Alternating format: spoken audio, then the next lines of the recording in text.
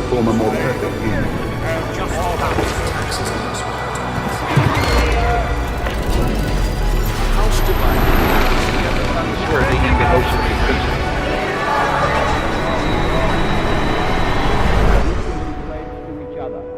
Our lives, our fortune, and our sacred honor.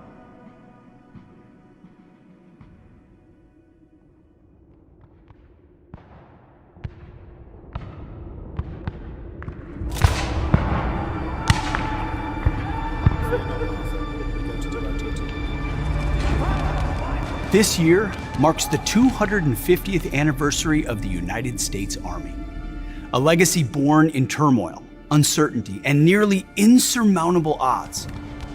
2.5 centuries ago, thousands of citizen soldiers answered freedom's call. At a moment when tyranny tried to dim the spirit of an emerging nation, our first heroes forged an institution whose strength, sacrifice, and enduring resolve have come to define our republic.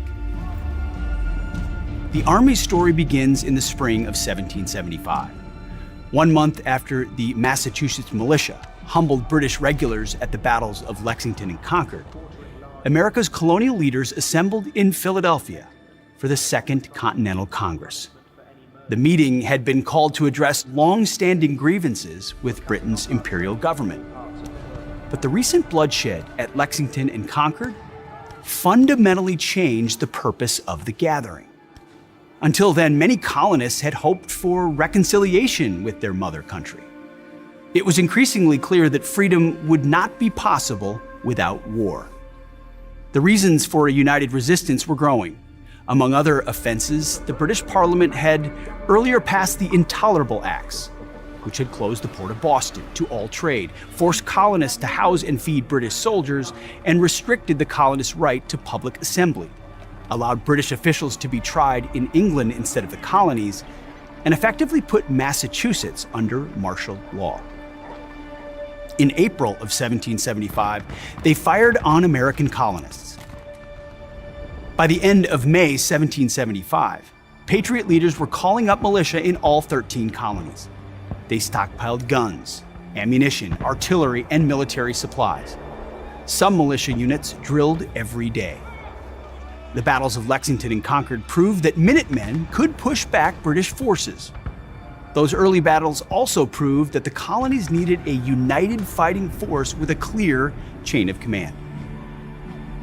Mindful of the perilous road ahead, the delegates to the Second Continental Congress debated establishing an army.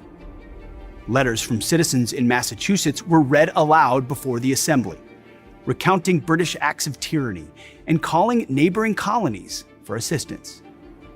As the Provincial Convention of Massachusetts wrote in a letter to the Continental Congress on June 2nd, quote, "We tremble at having an army established here without a civil power to provide for and control them." Having received reports that British troops would soon arrive in great numbers in New York, the Continental Congress directed that if the British were to commit hostilities and invade private property, the inhabitants should defend themselves and their property and repel force by force. Ultimately, the delegates decided they had only one path forward. It was time to create a national army. On June 14th, the Second Continental Congress voted to establish the Continental Army. The official record read, "Resolved that 6 companies of expert riflemen be immediately raised in Pennsylvania, 2 in Maryland, and 2 in Virginia, that each company consist of a captain, 3 lieutenants, 4 sergeants, 4 corporals, a drummer or trumpeter, and 68 privates. That each company, as soon as completed, shall march and join the army near Boston, to be there employed as light infantry, under the command of the chief officer in the army." The message to the British was clear. This was not a regional outbreak of violence. It was a unified act of defiance. The colonies intended to join together to defend their freedoms and, if necessary, to fight for independence. The very next day, the Continental Congress unanimously appointed George Washington of Virginia as Commander-in-Chief.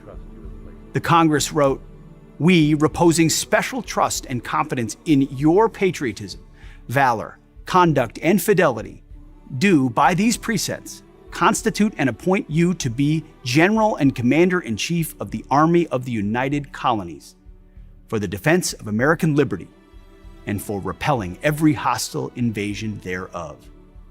And you are hereby vested with full power and authority to act as you shall think for the good and welfare of the service."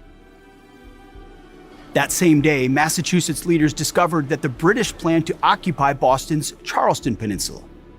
On June 16th, General Artemus Ward sent Colonels Richard Grindley and William Prescott with about 1,200 soldiers to fortify the summit of Bunker Hill, overlooking Boston Harbor. The soldiers labored through the night to build a defensive barrier.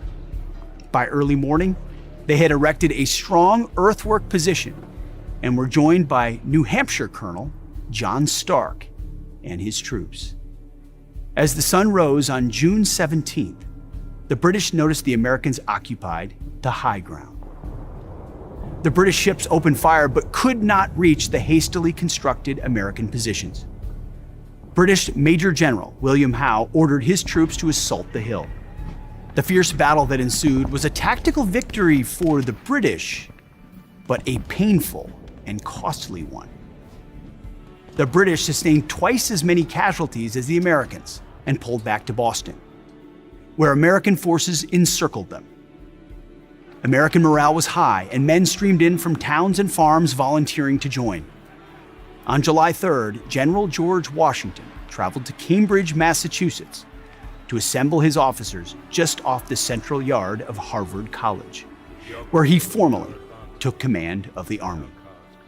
The next day, he wrote, "It is hoped that all distinctions of colonies will be laid aside, so that one and the same spirit may animate the whole. And the only contest be, who shall render on this great and trying occasion the most essential service to the great and common cause in which we are all engaged." Washington then began building the new army. His task was not just about assembling men willing to fight, it was about shaping the character of the men who would forge this new nation. Courage alone was not enough. Washington worked tirelessly to instill good order and discipline, secure supplies, and institute rigorous training to produce soldiers who could fight toe-to-toe with the British Army, then the best army in the world. Washington wrote, "Discipline is the soul of an army. It makes small numbers formidable, procures success to the weak, and esteem to all." As the army took shape, each battle told a story of audacity and sacrifice.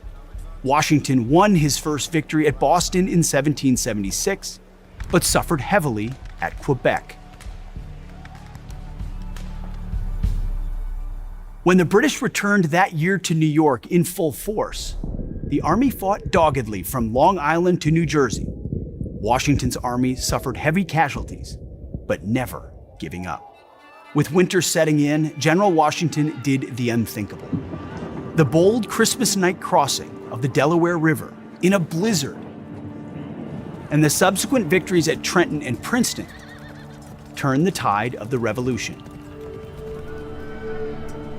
and proved to the world the unbreakable spirit of the American patriot. These battles were more than military engagements. They were seminal moments that gave birth to our nation. Every volley fired, every battle won, and every sacrifice paid moved our nation one step closer to the promise of self-determination and freedom. Today, as we celebrate 250 years of the United States Army, we remember that the greatest victory ever for liberty, sovereignty, and independence was won by ordinary people. The gallant soldiers of Washington's Continental Army answered the call of liberty and rushed into battle not only for their own freedom, but for ours as well. Their story defines us all. It tells us what we stand for and who we are as a nation, born through the sacrifice of our first heroes who gave their lives for the greatest experiment in self-government the world has ever known. Today, every soldier who dons the uniform guards that sacred legacy, ensuring that the ideals of freedom, duty, honor, and country continue to shine brightly for the whole world to see.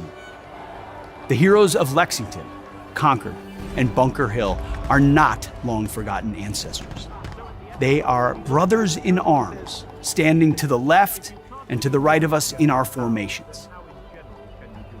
To this day, the courage of the Revolutionary War soldier and Minuteman beats in the hearts of every American soldier. These individuals strive every day to build a future that embodies the extraordinary spirit of our nation's very first citizen soldiers. As defined by George Washington in 1775, when he said, "When we assumed the soldier, we did not lay aside the citizen." The formation of our Army is a testament to the power and enduring spirit of a people determined to secure their destiny of liberty. As your Secretary of Defense, I'm profoundly grateful to every individual who has served, from the courageous patriots of the American Revolution who won our freedom to the soldiers currently serving around the world, defending our Constitution and way of life. Today, on this momentous 250th anniversary of America's Army, let us honor the legacy of those who came before us by committing ourselves to building a future worthy of their sacrifice. May we always remember that in our unity there is strength, in our courage there is hope, and through our service there is an unbreakable promise to defend freedom for all. As we celebrate this rich history, I invite you to reflect on the enduring spirit that began humbly in 1775. A spirit that, against all odds, forged our nation's independence, freedom, and liberty. This spirit remains the backbone of our nation today. No matter what challenge we may encounter, this spirit will propel us into the future with unwavering resolve. Thank you for joining me in celebrating our shared heritage. God bless you. God bless the United States Army. Godspeed to our warriors. And God bless America.